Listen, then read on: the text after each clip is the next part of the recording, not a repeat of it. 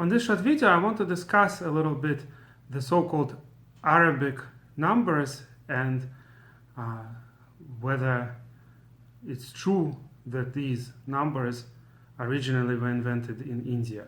Now, it's known that what is called Arabic numbers is because the Arabs brought it from India to Europe, not because the Arabs invented it. The Arabs were, at that time, people who were very busy with commerce, and a lot of communication between East and West was through Arabic lands. To an extent, it's true today also. And it's known that our numeric system, which became accepted very well everywhere, is based on the fact that where the digit stands is its meaning. Meaning, until then, most of the systems of counting were quite complex, and it was very difficult, for instance, to calculate multiplication of large numbers, or even adding larger numbers was not that easy. The whole idea of putting the digits in their right place was a kind of revolution in terms of calculations. All the calculations became so much easier. Now, the new generation that is probably about 25, 30 years old, if anybody is listening to me from that age group, or certainly younger, are not really accustomed to count anything today. But the way I was brought up when I was in my teenage years, there were no calculators everywhere, of course. There were no cell phones either, obviously. The calculators in theory existed, but they were not something that you could just carry with you all the time.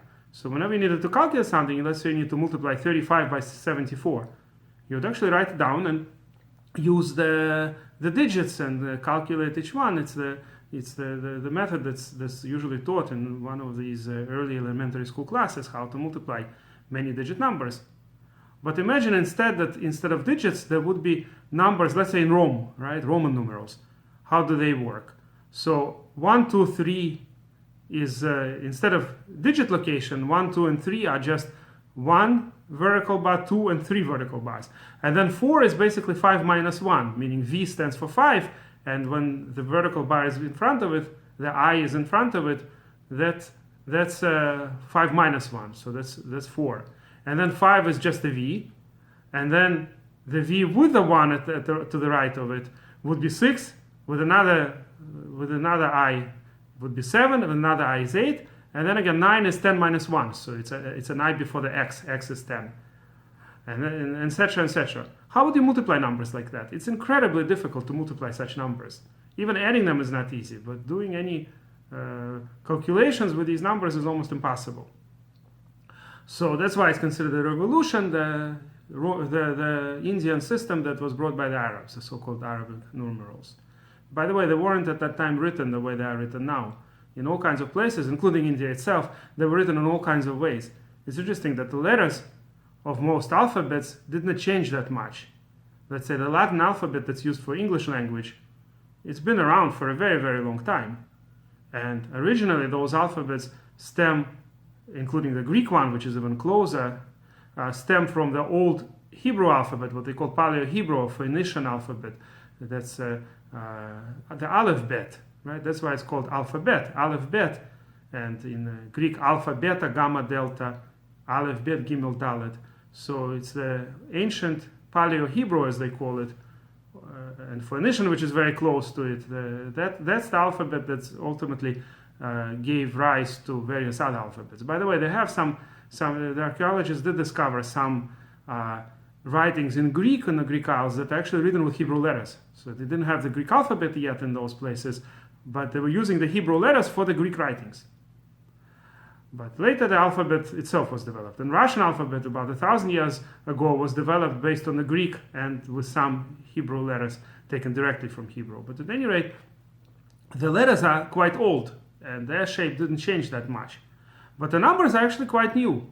The numbers that we're accustomed to, even if you take like 500 years ago, 400 years ago, they looked quite different. You wouldn't recognize many of the digits. It's very interesting how long it took until the digits were standardized, and now if you go to pretty much any country in the world and you see number 4, you'll know it's number 4, not something else, or number 9 or whatever. right? These digits are quite late. The exact form of these digits, the way it became basically widespread. But what I wanted to say on this lesson is that it's very interesting what Reuven Margolies writes. And he says that actually it could be that it came also from the Old Hebrew alphabet. That these digits, he claims, a lot of them fit really nicely in terms of the way the Paleo Hebrew alphabet looked. And also, he found a few sources where the ancient Jewish writings, including the Bali Masorah, who mostly wrote their writings around up to about 1,000 years ago, up to the 10th century or so, maybe 11th century, but that was the very end of it. The writing started a lot earlier. And they actually use positional digits, exactly the same way as the Arabic numerals work. He mentions a few such examples. On top of it, he even found a midrash that's really old. The midrash means it's at least 1,500 years old, where in Bereshit Rabbah, in Genesis Rabbah, where there is also a very similar system. So that's what I want to share with you. So his claim is that maybe the Jews also had a system of positional writing, even though the main system we used was not like that. For non-mathematical calculations, we usually use letters for numbers. By the way, we're not unique in that. A number of cultures developed that kind of system. So we have the first 10 letters, the first 9 letters are from 1 to 9, then the 10th letter is 10, the next letter is 20, and then it goes up to 90, and then the last 4 letters would be 100, 200, 300, and 400. So in order to write, let's say, 750, you'd have to take 400, 300, and 50. So that's not very comfortable in terms of mathematics, obviously. But he says that for mathematical purposes, sometimes the Jews also used positional number system. And this is his example that he found in the Midrash. This is actually in Theodor Albeck's edition of Bereshit Rabbah, in the 96th chapter. And it brings that Yaakov had Kuf, Bet, Zayin, Reish, Ship. And it explains that it means 102 Kuf Bet of 10,000s, Rivor, and then 7,000s, that's the Zayin, and then Reish, 200. That's the number of sheep that Yaakov had, at least according to this Midrash. 102, 7, 200.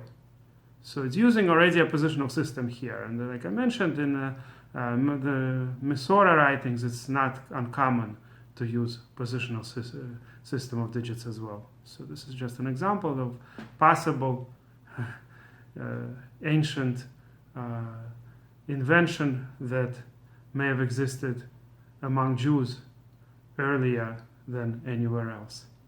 And if you like this video, please press like and please subscribe to our channel.